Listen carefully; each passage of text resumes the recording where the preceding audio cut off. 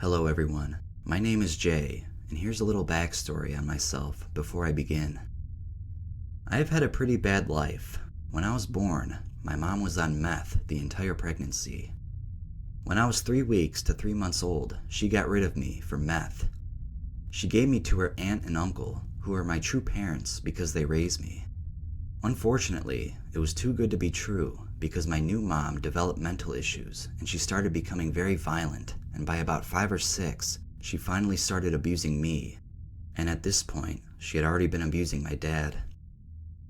Because of the growing issues, me and my dad left, and after a year, I was 14 and in a fresh new start. So I did what anyone who was depressed and beaten to a black and blue pulp did. I tried marijuana. After marijuana, I then tried Xanax, then cocaine, then meth, and bath salts, all the way up and down the list. But weed was the only psychedelic I had tried at that point, except one time I made DMT, but I sold that for money. I also fell in love, and she was truly my first love. I had girlfriends before, but she was just so goddamn beautiful and smart. She truly was my everything, but I made the mistake of loving before I loved myself. I took too many drugs, I cut myself, and in dissociated states, I couldn't remember. I would say some awful things like, "I don't understand why you can't love me the same. It makes me want to kill myself most of the time." I regret most of those words now, and I would apologize, but I don't want to start problems or hurt her mentally. She's been doing very good since her and I were together, and we seem to fix each other while growing apart, and honestly, I couldn't be happier now. Back then though, I was so depressed, I finally tried heroin, and I'd smoked it for months, until I finally tried LSD. It's 6 p.m. in February, I had just gotten out of the shower, and I'm debating if I want to try my first blotter tab of acid. My roommates are B, E, M, P, and AP. P and AP and E and M are a couple, and A is my cousin. B is my best friend, and he was there for every other drug experience I'd had since that point. E was my other best friend, and him and I were the ones always sourcing new drugs for our group. Also, I was coming down off of heroin and cocaine at the same time when I tried LSD. The beginning of the trip. I walked into the living room of my trap house with a few things. There's 1 tab of LSD, 1 2-milligram bar of Xanax. Quick PSA about benzodiazepines. They can kill almost any trip, and trip killers can save your mental health if you're having a bad trip, and safety is number 1. Fun is always number 2. Remember that. With the tab of LSD and 2-milligram bar of Xanax, there was also a quarter of marijuana and my phone. B said, "Hey, you're out of the shower. You gonna try acid?" I had a very childlike experience. It was great. I said, "Yeah, give me a sec to set up." I then found E and M and asked them to trip sit me, and if E could roll me a 3.5 gram joint for when I start tripping. Big mistake, and you'll see why soon. I popped the tab while in their room, and we decided to set up Xbox with Total Drama Island on for E and M in the kitchen, and B put anime on in the living room. I started to trip, and at first, it was just small and cool, so I get up and start moving around to see how things change as I move, and I end up walking outside for a few minutes to watch the stars. I sat on the porch and watched my first true visual. The stars proceeded to start beaming light between one another.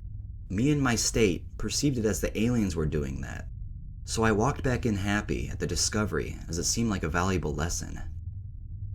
I find E and M after running past 3 or 4 times, and E asked me, "They're going to distort the world, and everything will know true suffering. Even hellfire won't burn nearly this hot." I looked over to him and asked if he could repeat that, and he said, "Yeah, are you feeling it yet?" I looked at the wall and said, "Yeah, I'm definitely feeling something." The wall then started getting little black dots in a line and spiraling up the wall, and black liquid goo leaking down the crack.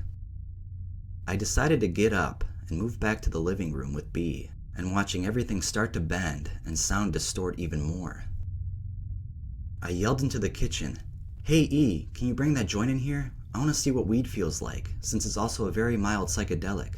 He said, "Alright, let me finish rolling my blunt for when I go to bed, and I'll be right there."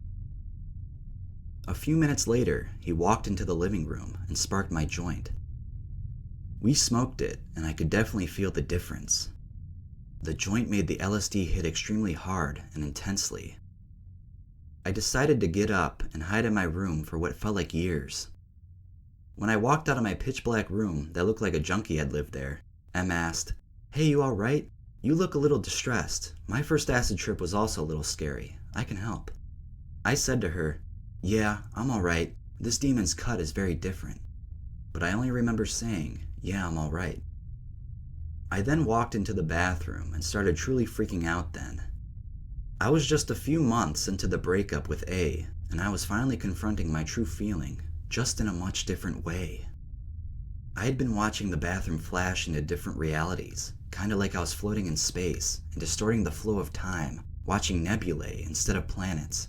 But it was as if the nebula was made of earth and rock, light flowing from and all around it, as if they were rivers. I then turned around and finally faced the mirror. That voice that came from E when he asked me if I was alright came back. She asked me with her voice echoing around the room, "You know what this is, right? All the pain and torture you caused me. You were the one that loved pain. It's my turn to teach you a lesson, using it as you did me so many times." A then walked into view of the mirror from behind me, as if she was using my body to shield my view from her. I gazed into the mirror as the nebulae turned into viscera, blood, and gore. The streams of light flowed with darkness, sucking the light from the area and space it was around. It was then I cried for the first time in months, the hot tears slowly flowing down my cheeks. They flowed, leaving a black viscous stream. A reached out and touched me, one of her finger turning black, and the tar of evil reached very faintly to infect her non-existent finger. "That's the evil that flows within your veins. Jay, you have both good and evil within, but at this rate, the evil and toxicity of yourself is going to spread. If you keep on this righteous path of self-destruction, you won't just destroy yourself, you're going to infect everyone you know. From there, it spreads over and over and over. Do you really want to be the downfall of not only yourself, but your friends, family, and all loved ones you hold dear to your life?" I said, "No, I don't. This world is hell, and I don't know if I'm the devil or a useless demon to do his pawning, but regardless, we are stuck here. Death is the only escape, and in reality, it's you signing your soul to me, the evil that comes in darkness, the light fading, and the darkness envelops us all when we die, to isolate us, just like before any of us were born." She just looked at me. The tears she was holding back flowed like the ocean or a sea of black tears, the black emptiness completely overtaking the walls. What light was there I no longer saw. The nebulae was drowned out, the very faint distorted sound from the TV disappeared, and all that was left was her, good me, evil me, and the me that perceived all of this. Good me was to the left, and it didn't look like me, but I could feel the life force of that embryonic-looking version of myself. He represented the purity and innocence.